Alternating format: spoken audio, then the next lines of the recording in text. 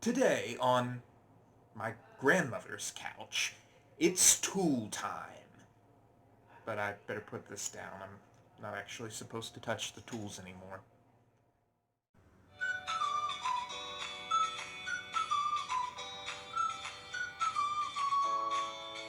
As some of you might know, I used to be a carpenter, and I was not good at it.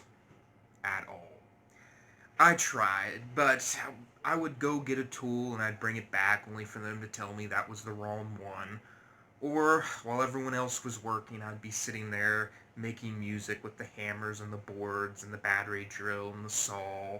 I could make my own little operas. But I have a deep respect for carpenters now. And I decided that I was going to bring one in to debunk a few myths about them. So here he is via Skype. I will allow him to introduce himself. My name's Frank Lewis. I'm a self-employed building contractor.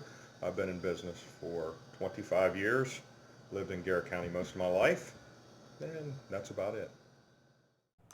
So, for the longest period of time, there's been this stereotype in the media that carpenters are always late to the job. Would you say there was any truth to this?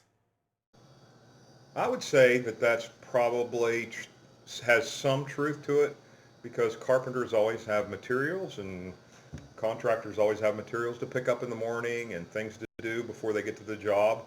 Um, and just I would say that's mostly true. There is this idea that there are no more houses left to build, that they've already all been made. Would you say this was true? Do you not build a lot of houses anymore? No, I think there's still house building going on.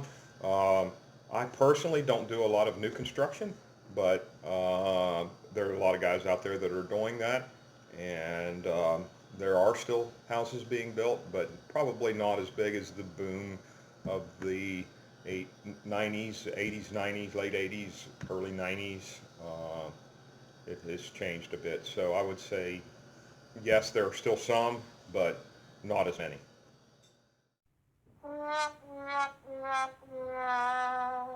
There is this common stereotype that there aren't any women carpenters. Would you say this is true? No, absolutely not. There are plenty of women carpenters. I really don't know too many in this area, but I think there are a couple. But I'm sure around cities and populated areas and unions that there's a lot of carpenters, women carpenters, and I'm sure they're very good at their job.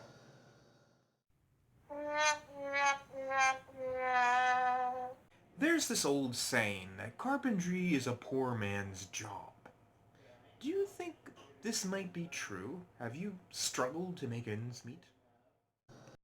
No, I think carpenter, you can rise to the highest level you want. I think experience makes a big difference in the pay level, and skill. Experience and skill are two of the big things. Um, but I would say no, that's not true. You can make a lot of money probably if you. I think in the cities, or it's obviously probably couldn't get a higher wage, but cost of living's higher, so you know, it's a catch 22 in a way.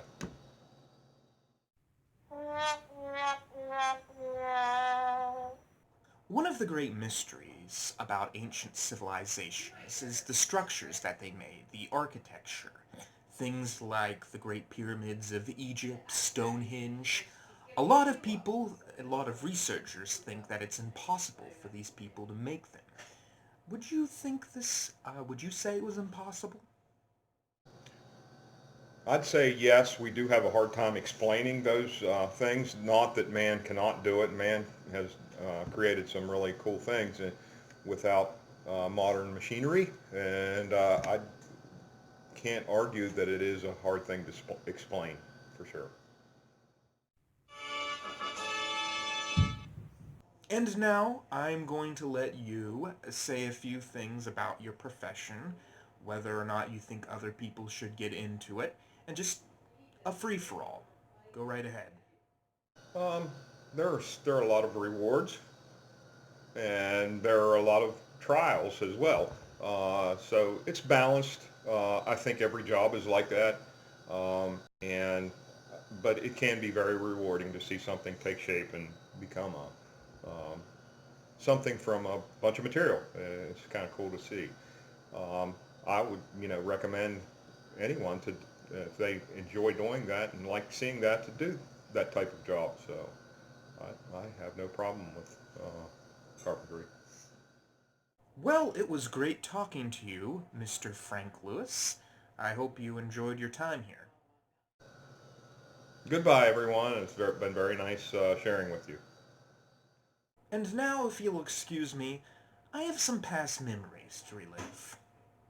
See you in just a second.